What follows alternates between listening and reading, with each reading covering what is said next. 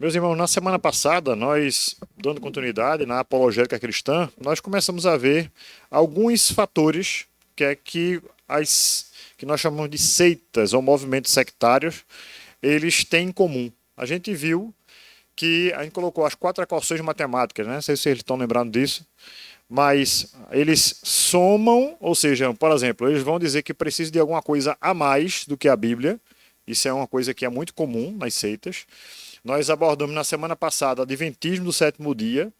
Ah, Adventismo no sétimo dia não é seita, pastor. Eles falam muito da palavra, eles têm um zelo em relação à palavra.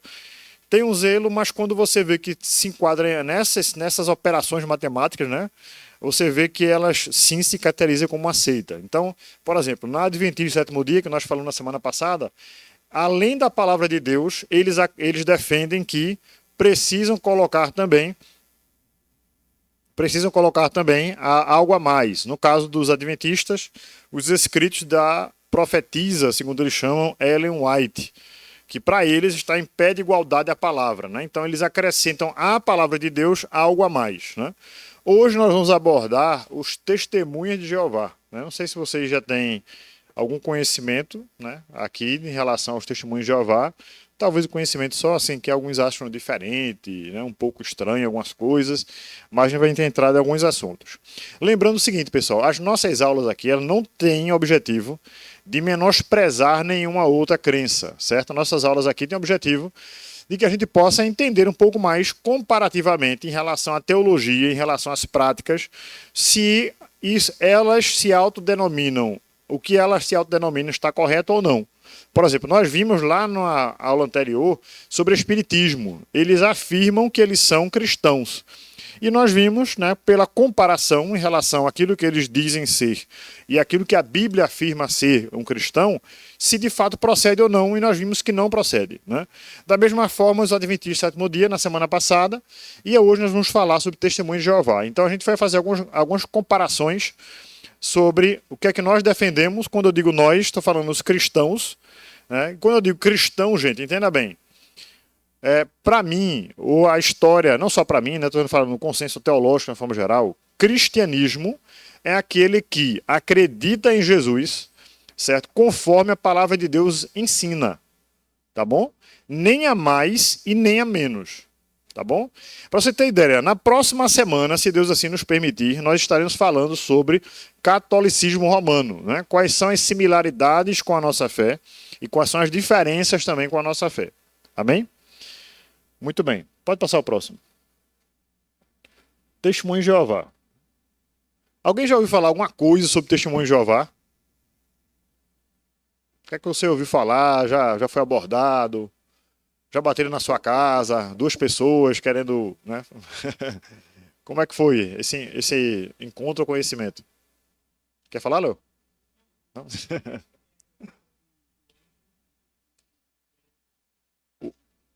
Não, ali são os mormons, né? A igreja dos santos dos últimos dias, né? São os mormons. De Jesus Cristo dos santos dos últimos dias.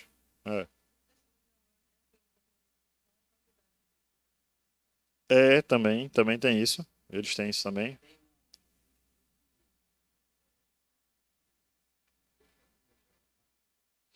Deus é o Deus Jeová, né? Que Jeová seria o que nós cristãos evangélicos chamamos de pai, né? O pai, para a gente ter um pai, o filho e o espírito, certo? Para o testemunho de Jeová, o pai é Jeová. Jesus, já vou adiantando algumas coisas, né? Jesus não é Deus, certo? E o Espírito Santo é a energia, tá? A gente vai falar sobre isso, tá? Então, só daí a gente já vê que, assim, uma das bases daquilo que nós entendemos, né, que a pessoa confessa, ela precisa ter como cristã, de fato, é acreditar naquilo que nós entendemos que a Deus se revelou para nós de uma forma trinitária. Deus, ele é Pai, Filho e Espírito, certo? Não são três deuses, é um só Deus em três pessoas divinas distintas, porém, que a gente chama de consubstancial, ou seja, da mesma substância. Tá? A gente vai falar um pouquinho sobre isso ainda mais hoje, se Deus assim permitir, sobre Trindade. Tá? Mas testemunho de Jeová, pode passar o próximo. problemas principais das testemunhas de Jeová, né? Vamos começar logo, né, citando algumas coisas que eles têm de diferente com a gente. O primeiro, como já falei, aliás, não falei o primeiro ainda, que é adulteraram a Bíblia deliberadamente. Gente, veja só, eu vou passar mais tempo falando sobre testemunho de Jeová, abordando esse tema sobre as adulterações da Bíblia. Para você entender, né? A gente da teologia, quando eu digo a gente, é porque eu fiz teologia durante anos, né?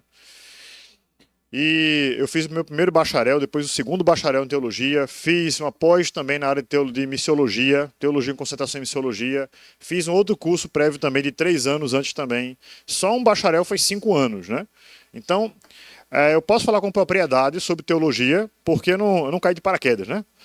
Porque isso é interessante você falar, gente. Não é porque eu quero me envaidecer aqui, não. Pelo amor de Deus. É pelo contrário. Um exemplo, se você for consultado com um médico, chega lá, né? Doutor, qual a sua especialidade? Ele fez, na verdade, eu não fiz medicina, né? Eu assisti muita gente falando sobre medicina e estou aqui praticando hoje. Você ia ficar nesse consultório, sim ou não? Muito provavelmente não, né? Doutor, tu precisa fazer uma cirurgia aqui. O senhor é cirurgião?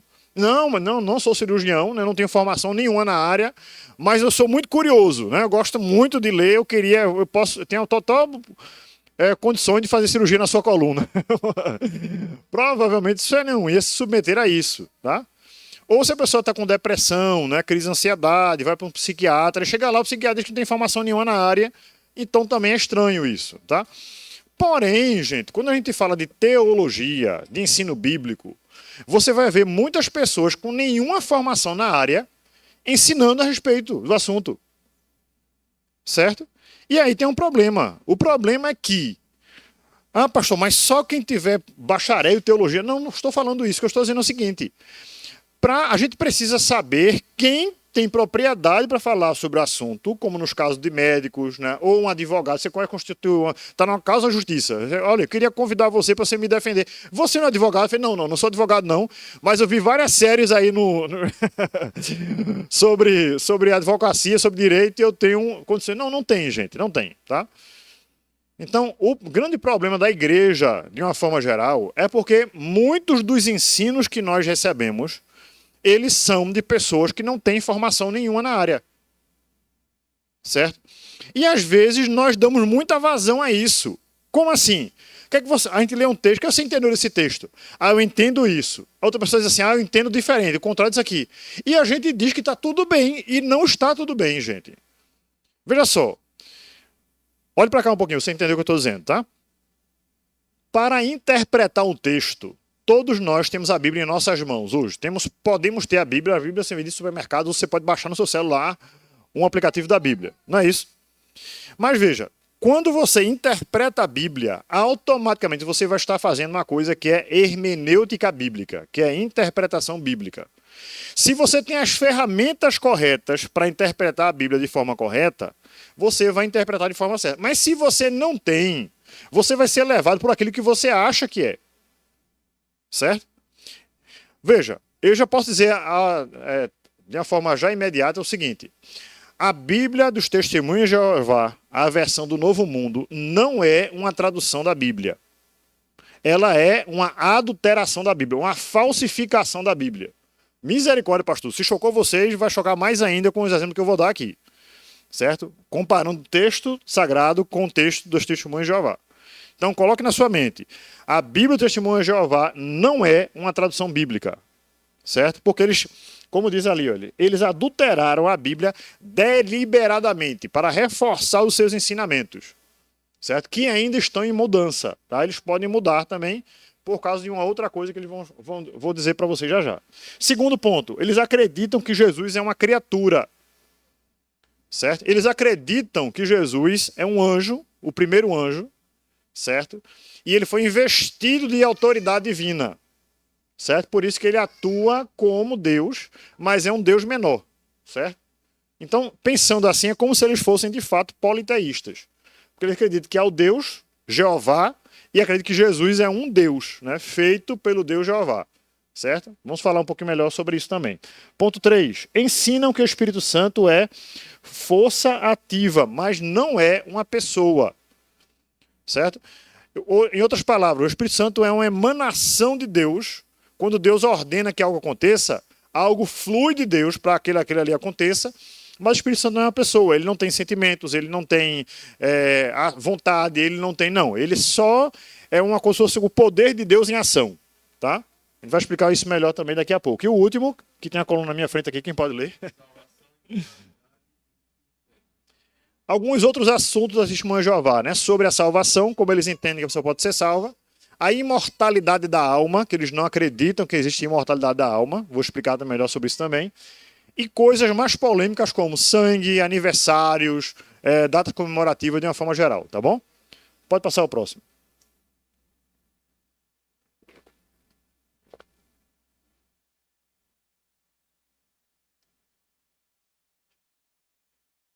Só um clique aí. Gente, problemas da tradução do Novo Mundo, tá? Vamos ver alguns probleminhas básicos da tradução do Novo Mundo. Pode passar.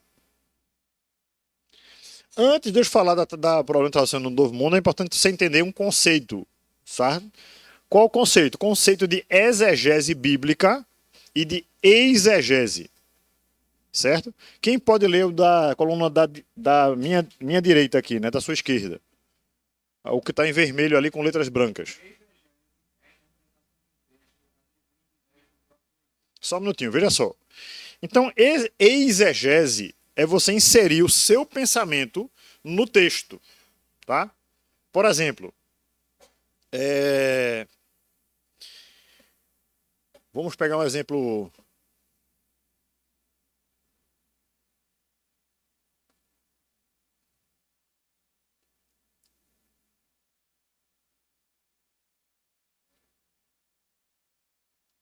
Tem textos mais difíceis. Deixa eu pegar um exemplo mais comum. Ah, pronto, um exemplo. Diz assim, olha, quando o homem pecou, tô olhando para cima que eu estava olhando ali sempre. Quando o homem pecou, a Bíblia diz assim, né? Melhor dizendo, quando o homem foi construir a Torre de Babel, aí o texto sagrado vai dizer assim, eia, né? O texto mais clássico diz assim, eia, desçamos e confundamos a sua língua, certo? O que é que você imagina que... Deus está falando com quem ali? Porque ele falou no plural. Era quem ali?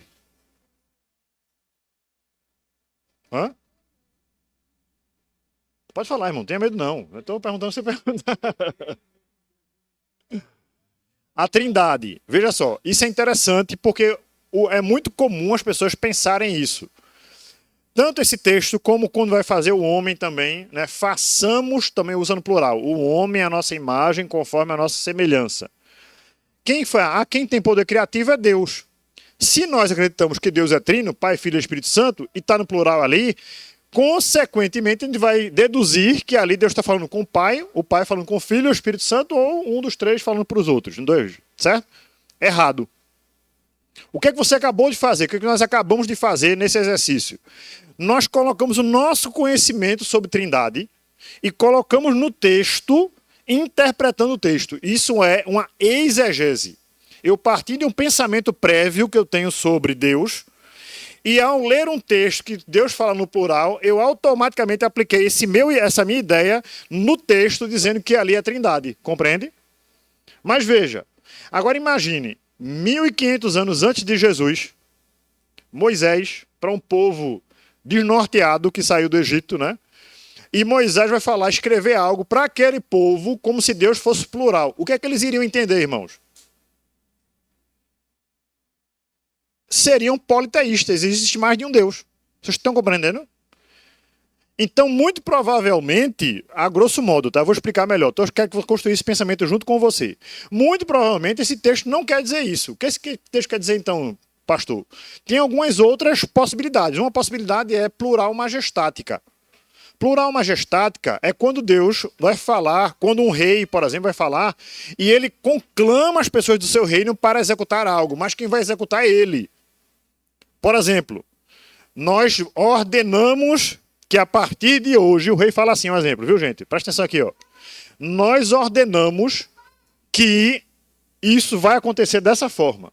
Quando o rei diz isso, ele está conclamando o reino para participar ativamente da decisão dele. Mas quem está ordenando é ele. A plural majestática é uma forma daquele que é soberano, ele agir como chamando os outros para olharem, para atentar aquilo que ele está fazendo. Então, muito provavelmente, tanto o texto que fala sobre a ação da criação do homem, como também na ação também da confusão das línguas, ali se trata de plural majestática. E não de entender que há mais de uma pessoa na divindade. Porque, volto a dizer, se há 1500 anos antes de Jesus, certo? Tivesse uma ação ali, alguma possibilidade de eles entenderem que não era um só Deus, mas mais de uma pessoa em Deus, eles iam entender, iam ser mais tendenciosos para achar que ali existe plural na divindade no sentido de mais de um Deus. Compreendem? Então isso é exegese. Pode continuar lendo, Vinícius. Ali o exegese.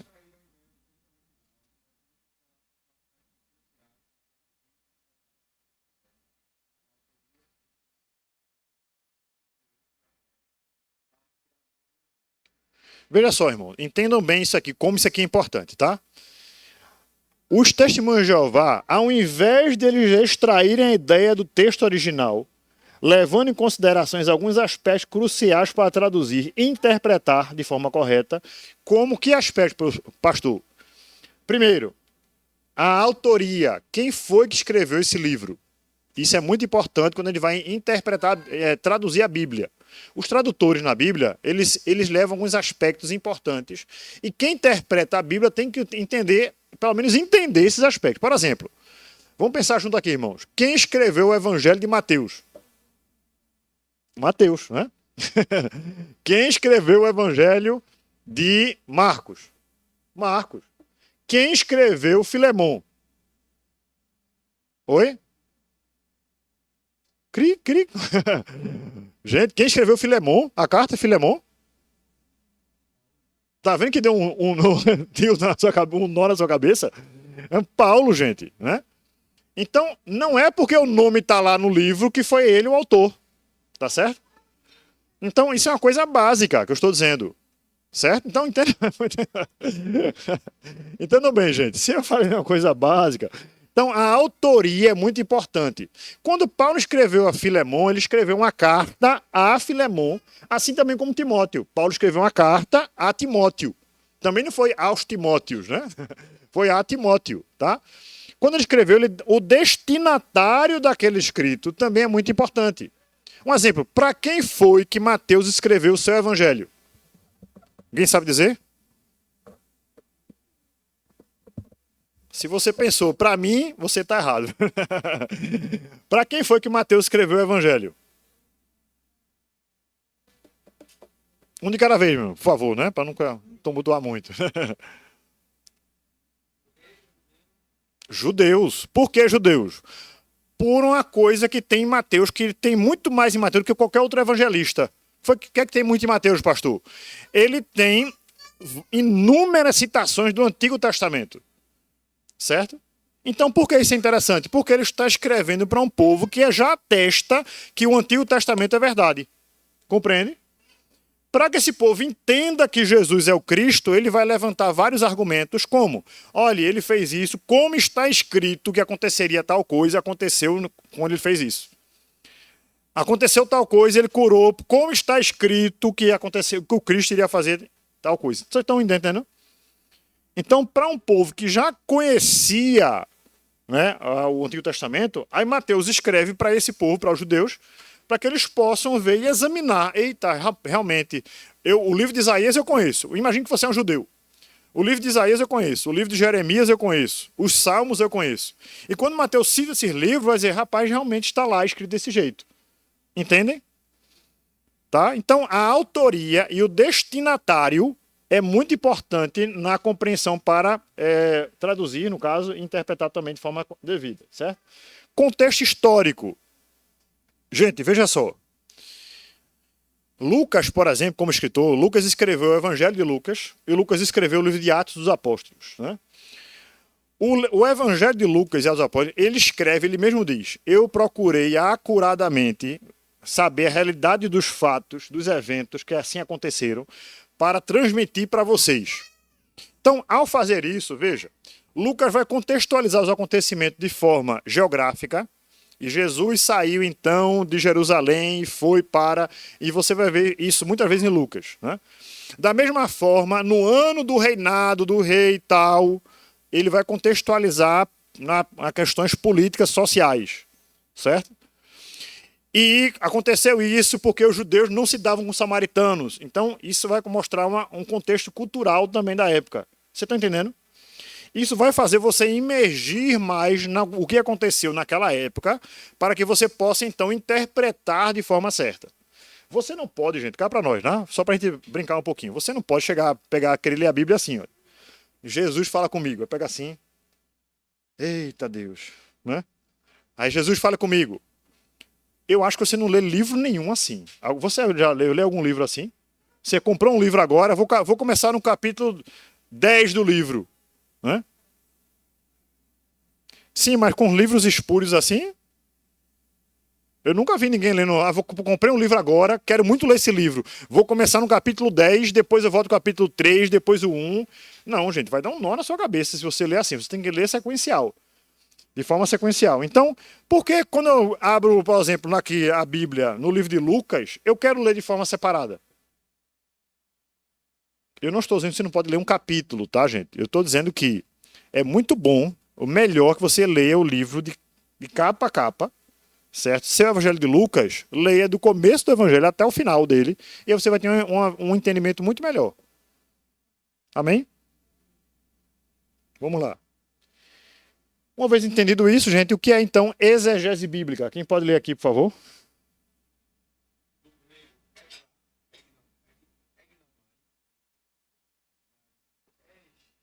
Pode passar, pode pular essa página, hein?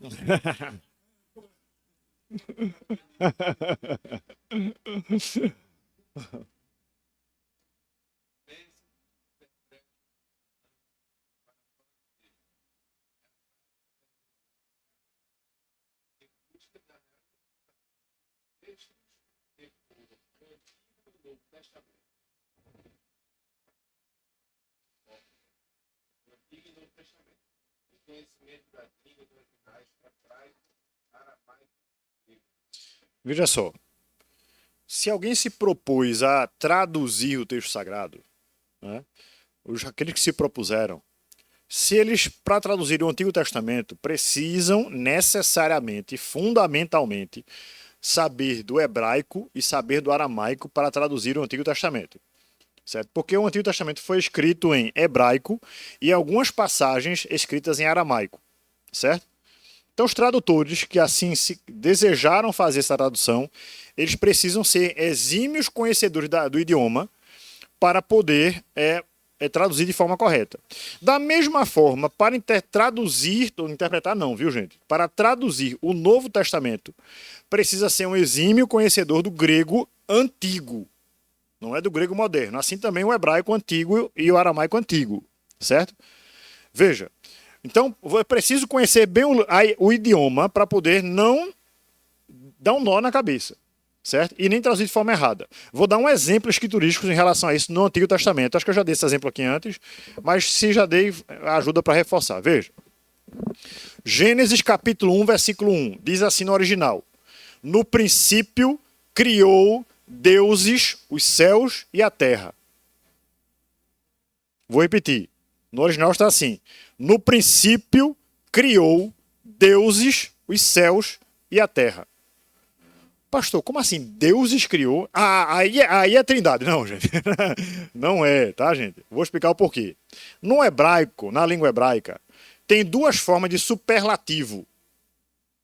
Por exemplo, se alguém é muito alto, né? Você vai dizer que fulano é altíssimo, né? Se alguém é muito forte, fulano é fortíssimo, né? Estou falando um português popular, tá? Veja só, esse superlativo aí, no hebraico, ele se dá de duas formas. Você pode dar ideia superlativa no hebraico de duas formas. Ou você repete a palavra, por exemplo, para dizer que Deus é santíssimo, no hebraico está assim, Deus é santo, santo. Compreende? Para dizer que Deus é poderoso, Deus é poderosíssimo, Deus é poderoso, poderoso. Entende? Eu só posso traduzir de forma correta se eu entender essa particularidade do hebraico antigo. Entende? Senão eu vou traduzir como? Onde está santo, santo, eu vou colocar santo, santo. Tá? Eu não vou colocar o que o texto quer dizer, que é santíssimo. Entende? Da mesma forma, outra forma de superlativo também é pluralizar a palavra. Ou seja, Eli, veja só, é a palavra Deus. Elohim significa deuses. E o texto lá no Gênesis 1:1 diz assim, no princípio criou deuses e não Deus. Lá está Elohim, não Eli. Certo? Então ele pluralizou a palavra Deus para dar uma ideia de superlativo. Entende? É como se fosse assim, no princípio criou, e o verbo está no singular. Se não podia ter uma ideia de plural realmente. O verbo é assim, criou deuses e não criaram deuses, tá? Então, esse deuses aí criou, que é singular, se é deuses, então veja, é como se assim, criou o deusíssimo, o Deus está acima de todos os deuses, criou os céus e a terra. É isso que o texto quer dizer no original, você compreende? Só vou saber isso se eu souber essa ideia no hebraico. Compreende? Se eu não souber o hebraico, pegar o texto lá e quiser traduzir, o que é que eu vou fazer, gente? Eu vou traduzir fazendo exegese, colocando meu entendimento naquilo que é, e as pessoas vão entender daquela forma lá. Por exemplo, se eu não entendesse isso do hebraico, eu me propusesse a traduzir Gênesis 1:1, eu podia dizer assim, no princípio a Trindade criou os céus e a terra. Você está entendendo? Que eu coloquei o meu conhecimento prévio sobre Trindade e coloquei no texto lá. Amém, gente? Estão entendendo? Ou quem não entendeu aqui? A gente fez assim, ó. Tô brincando, gente. Pois não. Tá tudo certo aí? Vamos lá, vamos avançar que vai ficar mais prático agora. Pode passar o próximo. Tradução do Novo Mundo. Escute só. A tradução do Novo Mundo não é reconhecida pelos eruditos da crítica textual por atentar contra as regras fundamentais da gramática grega. Certo? Então, primeiro, a tradução do Novo Mundo, ela é frontalmente contrária, ela não considera regras gramaticais do grego koiné, né, que é o grego que foi escrito na Bíblia, por isso não é reconhecido como tradução. É como uma farsa, né, como realmente um livro criado, né, é um livro totalmente adulterado. O segundo ponto diz assim, as traduções da Bíblia do Novo Mundo não são conhecidas. Os tradutores da Bíblia do Novo Mundo não são conhecidos. Suas credenciais não são divulgadas, como exige o contexto acadêmico. Ou seja, eles não divulgaram quem foi que traduziu, há certos casos que, quando divulgou, teve muito problema. A gente vai explicar também o porquê disso, tá? Pode passar ao próximo. Por muitos anos, as Testemunhas de Jeová utilizaram a tradução do Novo Testamento de Johannes Greber, de 1937, pelo fato dele ter traduzido João 1:1 como a palavra era um Deus. Veja só, em João capítulo 1, versículo 1 diz assim, no princípio era o verbo, e o verbo estava com Deus, e o verbo era Deus. Na tradução do Novo Mundo diz assim, no princípio era o verbo, e o verbo estava com Deus, e o verbo era um Deus. Ele colocou um artigo indefinido aí, para dizer que Jesus é um outro diferente de Jeová. Foi o que eles fizeram, partindo da ideia, do conceito que Deus Jeová é único e Jesus é um Deus menor, eles já adulteraram o texto sagrado. Certo? Veja, só que tem um problema. Quem é esse Johannes Graber? Veja. Porém, eles mesmos declararam na edição norte-americana de A Sentinela, de 10 de abril de 1983, na página 31, que Greber era espírita e declarava que os espíritos lhes mostravam que palavras usar nas suas traduções. Gente, que erudito, né? Eles disseram o seguinte, olha, não vamos considerar mais o que Greber traduziu, porque Greber era espírita, ele não traduzia com a forma técnica do conhecimento dele da língua original, não. Ele traduziu diante dos espíritos e diziam para ele, ele era espírita, e os espíritos diziam para ele como era que ele devia traduzir aquela palavra. Gente, pelo amor de Deus, né? Então daí você vê que tem um problema seríssimo em relação à origem da tradução da Bíblia das Testemunhas de Jeová, tá? O que mais? Pode passar o próximo. Gênesis 1:2. Tirando a parte em hebraica aí, quem pode ler primeiro essa parte aqui?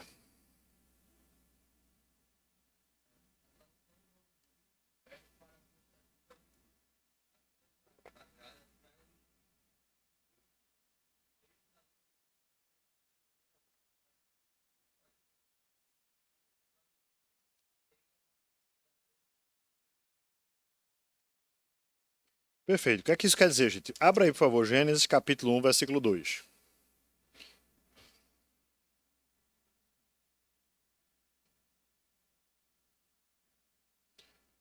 Alguém pode ler para a gente com voz de missionário no deserto?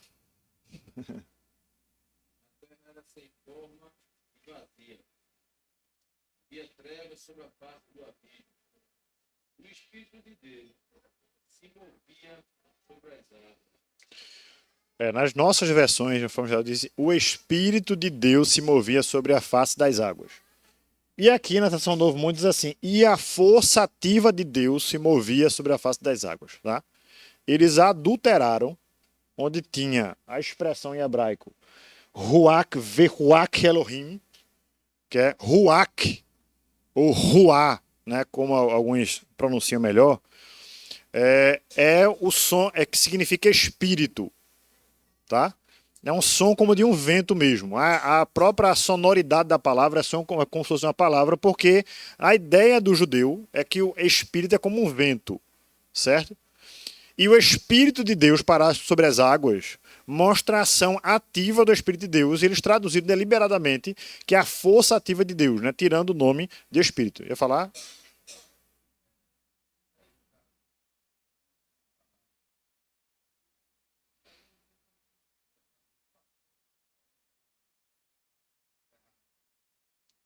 Os pastores de fora, como eu, sim, estou reclamando.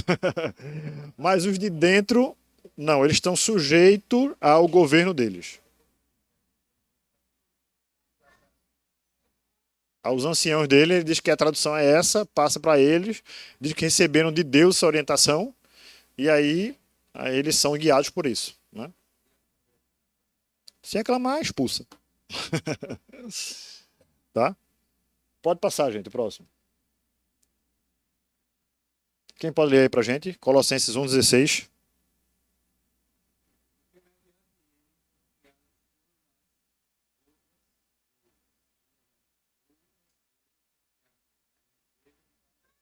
Veja, o que ele está dizendo aqui, na tradução Novo Mundo, é que ele não colocou Jesus como criador de todas as coisas.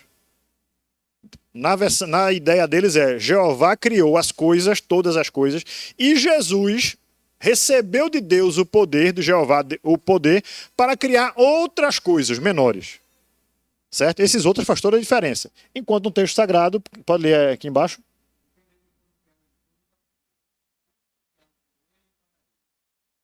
Entendeu a diferença aí entre um texto e outro? Claro, né? Fica bem claro. Próximo texto, pode passar. Quem pode ler agora? O grande Deus e o Salvador de nós, Cristo Jesus. Veja, o texto diz assim: o grande Deus e do Salvador. Quando eles colocam assim, eles estão distinguindo o Deus, olha para cá, irmão, pra você entender, tá? O Deus e o Salvador distintos, tá? Que em outros textos também fala sobre Deus e o Salvador. Eu vou explicar isso também, como Paulo trata isso, tá? Mas veja como o texto realmente está no original. Quem pode ler aqui embaixo? Então é a mesma pessoa, tá? Do grande Deus e Salvador Jesus Cristo é a mesma pessoa, dizendo que Jesus, ele é o grande Deus e Salvador, compreende? É uma coisa sutil, mas que muda completamente o sentido do texto. Gente, é importante a gente entender algumas coisas aqui em relação aos escritos paulinos, tá? Os escritos do apóstolo Paulo. Veja bem, por várias passagens, e isso às vezes confunde algumas pessoas. Lembrem o seguinte, vamos pensar o seguinte. Paulo, ele era um rabi, certo? Ele era um mestre.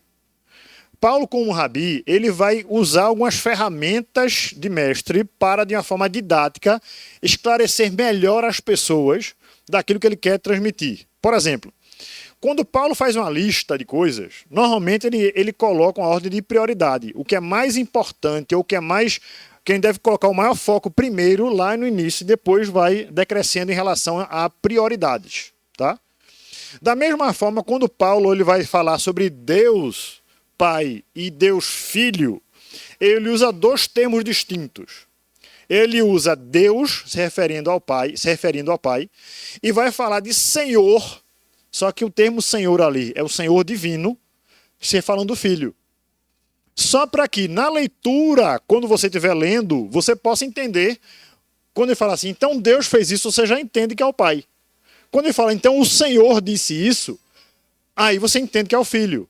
Por exemplo, quando Paulo diz assim, olha, o que eu recebi do Senhor também vos entreguei. Quando ele fala da ceia do Senhor, por exemplo. Você entende que é quem? Ele está falando sobre quem ali? Jesus, tá?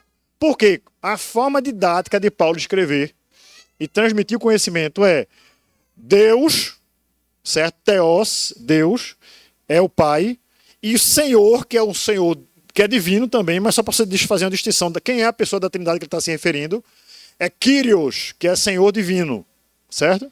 Então Paulo faz essa distinção para que você, quando ele dizer Senhor, você já sabia. Por exemplo, aqui um pouco mais na frente eu vou colocar a sigla TJ. TJ é a abreviação de Testemunha de Jeová.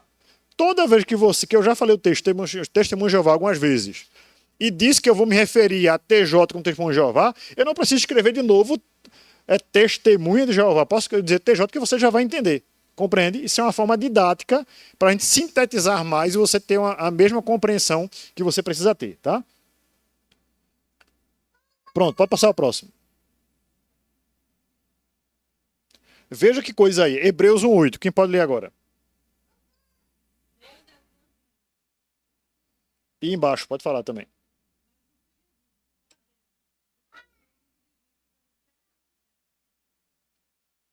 Pode continuar, até o final.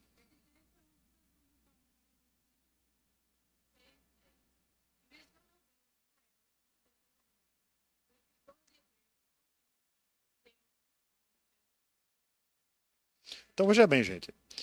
Lá em Salmo 45, 6 e 7, diz assim, o teu trono, ó Deus, subsiste.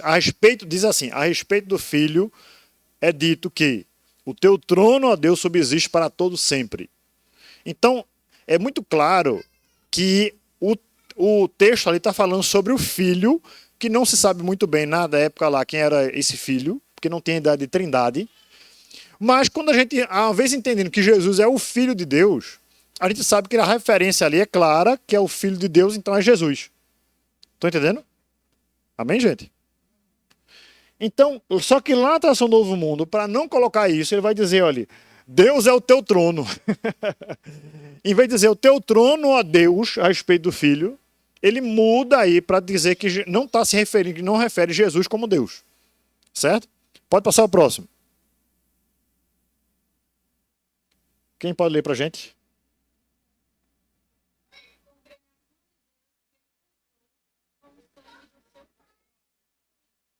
Veja. Congregação, igreja de Deus, que ele comprou com o sangue do seu filho. Mas lembre que para ele o filho não é divino. O filho é uma expressão de Deus, né? É vindo de Deus, a primeira criatura, tá? Mas no texto original, ele está melhor traduzido dessa forma aqui embaixo. Pode ler.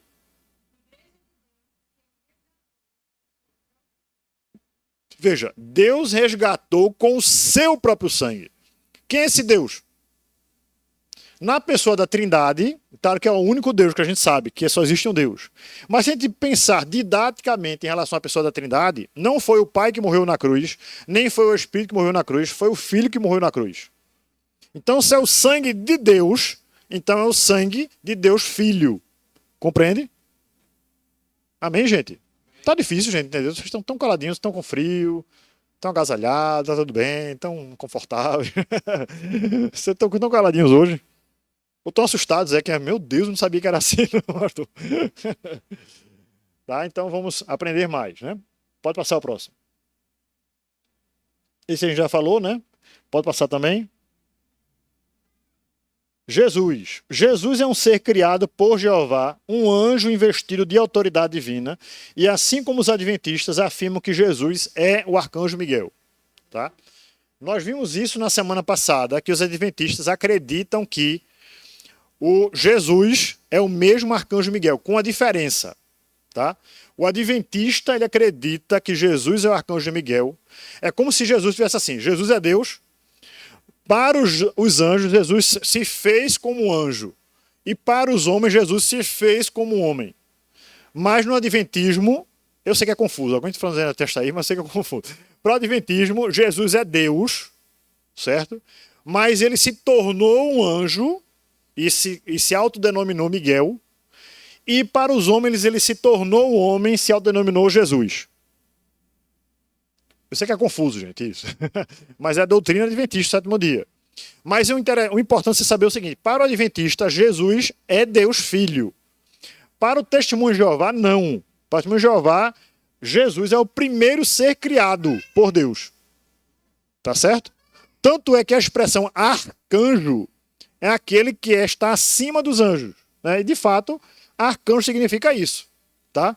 Por exemplo, arquiduque, né? É um termo que não é muito usado, mas no português mais erudito vai chamar arquiduque, aquele que é acima do duque, né? Alguém pode dar um outro exemplo com essa expressão arque? Arqui-inimigo, muito bem, aquele que é o pior dos inimigos, né? Quem é o seu inimigo? Quem é o inimigo principal de Batman? É o arqui-inimigo de Batman, é Coringa.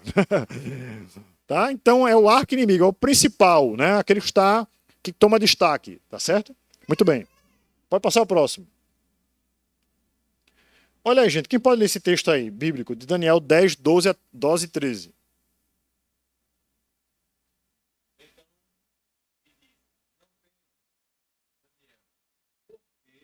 Desde o primeiro dia em que aplicaste o teu coração a compreender e a humilhar-te perante o teu Deus, são ouvidas as tuas palavras.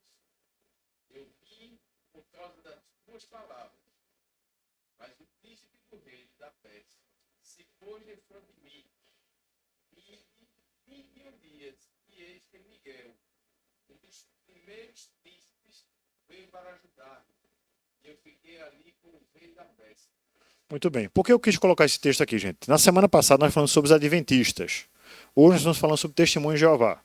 E como eu disse agora, nessa abordagem aqui desse estudo, tem alguma similaridade. Os dois dizem que Miguel é Jesus, só que o adventista diz que que Jesus é divino e o testemunho de Jeová diz que Jesus é uma criatura.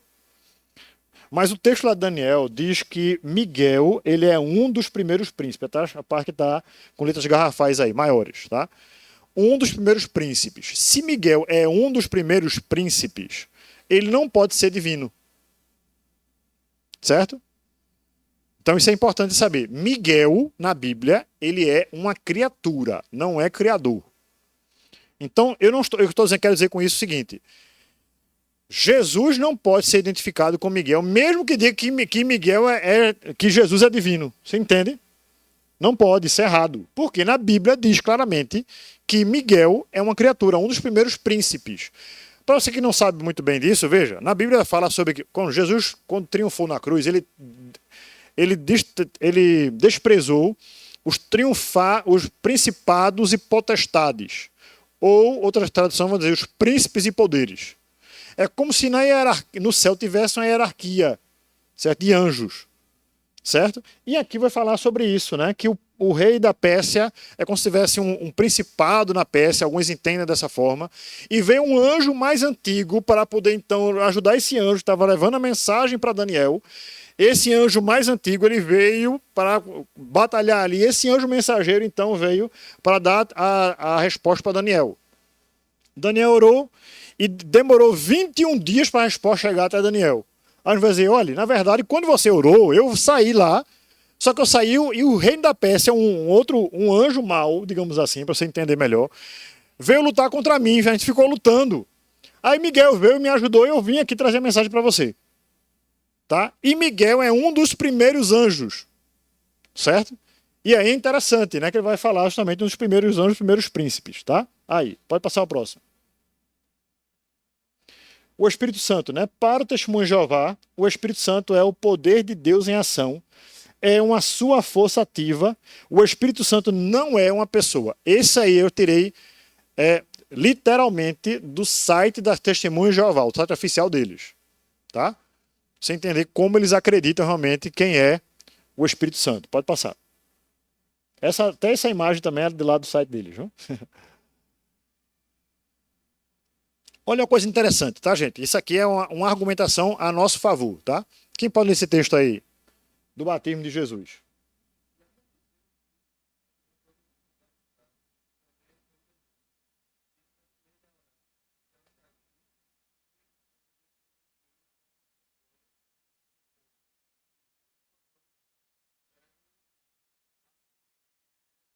Veja só, isso é o Evangelho de Lucas. No Evangelho de Lucas, é o único dos evangelistas que vai, quando escreve sobre o batismo de Jesus, ele diz que o Espírito Santo desceu como forma corpórea. Isso é muito interessante. Tá? Não foi uma nuvem que parecia uma pomba, que era o Espírito Santo. Não foi uma luz que parecia uma pomba. Foi uma pomba, literalmente, mas aquilo ali foi uma forma que o Espírito Santo adotou para aquele momento. Naquele momento, você vai ver o Pai falando dos céus, esse é meu filho amado em quem me comprazo. Você vai ver o Filho sendo batizado e o Espírito Santo em forma corpórea de pomba ali presente também. Certo? Ou seja, o Espírito Santo não é a emanação de Deus, porque ele tomou uma forma própria. Certo? Outro texto bíblico também vai dizer, não entristeçais o Espírito Santo. Então o Espírito Santo pode ser entristecido. Compreende? Se ele tem sentimentos, ele é uma pessoa. Ok?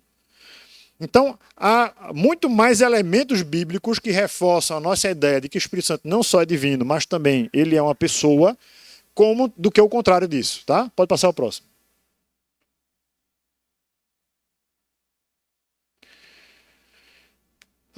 Isso aqui é parada, viu?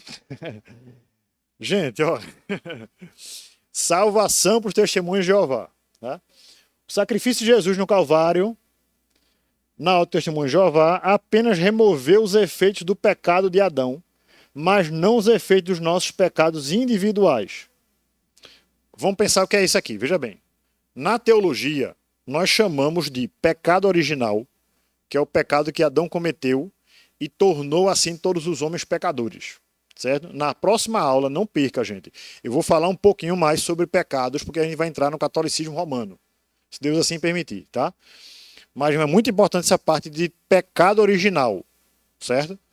Então, na próxima aula eu vou explicar melhor sobre isso. Mas veja, para os testemunhos de Jeová, a ação expiatória de Jesus na cruz tem um efeito apenas sobre o pecado de Adão, ou seja, sobre essa transferência de pecado para o ser humano, não para o seu pecado, certo? Se você pecou, a culpa é sua, meu filho. Certo? Você tem que pedir muito a Deus misericórdia e tudo, e lutar para que você esteja dentre aqueles que serão salvos por Deus, que eles não sabem quem são. Aliás, eles sabem que são eles, né? Mas eles pensam que são eles, né? Eles sabem erroneamente que são eles, né? Bem, vamos lá. A completa obra de expiação ocorrerá depois que os sobreviventes do Armagedon retornarem a Jeová por vontade própria, procurando fazer a vontade dele e sujeitando-se ao seu governo teocrático. Ou seja, eles acreditam que depois do Armagedon é que vão ver quem realmente vai ser salvo. Ou seja, você não tem condições de dizer que você realmente é salvo. Isso é antibíblico, gente. A Bíblia diz que o Espírito Santo testifica com o nosso espírito que nós somos salvos. Amém? E a Bíblia diz como você pode ser salvo. Né? Crer no seu coração e confessar com a sua boca, então você é salvo. Ponto, acabou-se. Certo? Tudo aquilo, aí volta aquele diagrama que eu mostrei na outra aula, semana passada. Lembra? Somar, subtrair, dividir e multiplicar. Tudo aquilo que acrescenta algo para ser salvo, certo? Aquilo ali é caracterizado como seita. Por exemplo, é Adventista sétimo dia. Você é salvo através da fé em Jesus. Amém. Mas precisa guardar os mandamentos. Dentre eles o sábado. Se você não guardar o sábado, ai, viu? Certo? Catolicismo romano. Você tem que se defender, já dando uma palhinha na próxima semana. A gente tem que defender, tem que cumprir os sacramentos. Que na igreja católica são 10. Na igreja cristã evangélica são 2. Ceia e batismo. E não são condição para salvação nenhum dos dois na igreja evangélica. Na católica são. Certo?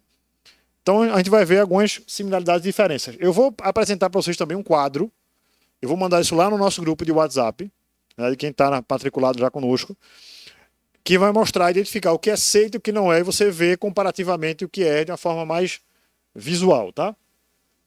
O que mais? Olha só.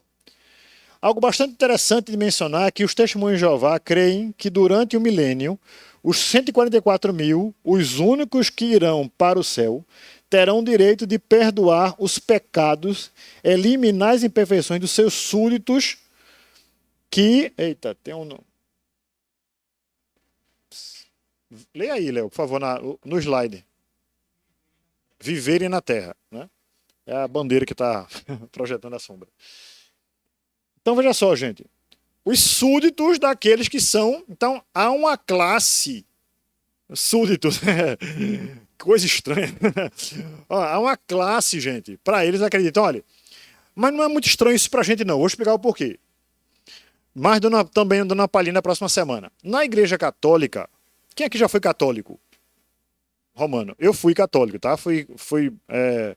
Também fiz a primeira comunhão, a Eucaristia, tudo, né?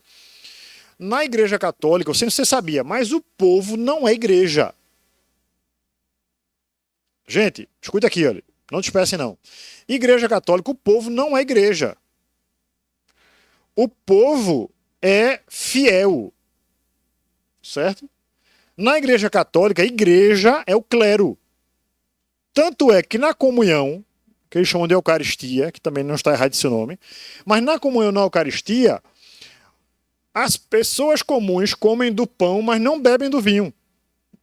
Ou seja, não participam do sangue de Jesus. Na Igreja Católica, quem vai detalhar mais isso na próxima semana, tá? Mas o clero, que o padre ali representa o clero, ele participa dos dois elementos, do pão e do vinho. Tá certo? Na Igreja Católica, o fiel que morrer, ele vai para onde? Purgatório, meu filho. Vai queimar lá, sofrer um pouquinho para os seus pecados, purgar seus pecados, tá? Já o clero, não. Certo? A igreja, para eles que é o clero, não. Certo? Mas eu vou falar melhor sobre a Igreja Católica na próxima aula, se Deus assim permitir. Pode passar o próximo. Salvação para testemunho de Jeová. Jesus é insuficiente para salvar. O que é isso, pastor? Misericórdia. No último capítulo do livro, Poderá Viver, intitulado O que você precisa fazer a fim de viver para sempre, encontramos as seguintes obrigações. Para você viver para sempre, segundo o testemunho de Jeová, nesse livro aí citado, primeiro, ter fé em Jeová e nas suas promessas, na página 250. Deve haver obras, então você precisa de praticar boas obras para ser salvo. Página 250 também. Dizer em oração a Deus que deseja ser servo dele, que deseja pertencer-lhe. Batizar-se, pregar e ensinar de casa em casa. Você precisa pertencer à organização de Jeová e fazer a vontade de Deus, a fim de receber suas bênçãos de vida eterna. Aí, mais uma vez, gente, todo aquele que a gente entende como movimento sectário de seitas, eles são exclusivistas. É aquilo que a gente, nas equações de matemática, a gente colocou como dividir, né? Então, eles sempre vão dizer, nós somos o povo de Deus, né? Na semana passada, você viu que os adventistas do sétimo dia vão dizer que eles são aqueles que realmente cumprem toda a lei de Deus, e todo aquele que não cumpre a lei de Deus, eles são infiéis, estão perdidos, né? Precisam se converter, etc. Tá? E nos testemunhos de Jeová vão dizer que eles são a organização de Jeová. Tá certo? Fora deles, né, daqueles que convivem ali, não tem a salvação. Pode passar o próximo. Tem ainda outro? Ah, sim. O sangue, data comemorativa. Deixa eu ver se o tempo me permite falar sobre isso. Veja só. Na próxima semana eu vou tocar nesse ponto aí, que é um ponto muito menor, tá, em relação ao testemunho de Jeová, porém muito polêmico, porque com isso eles também proíbem a transfusão de sangue, certo? Mas a gente entender que toda a base da testemunho de Jeová vem das escrituras que eles traduziram de forma deliberadamente errada para asseverar suas doutrinas, tá? E a gente pode explicar isso com vários textos também e exemplos. Amém, irmãos? Vamos ficar de pé, vamos orar. agradecer a Deus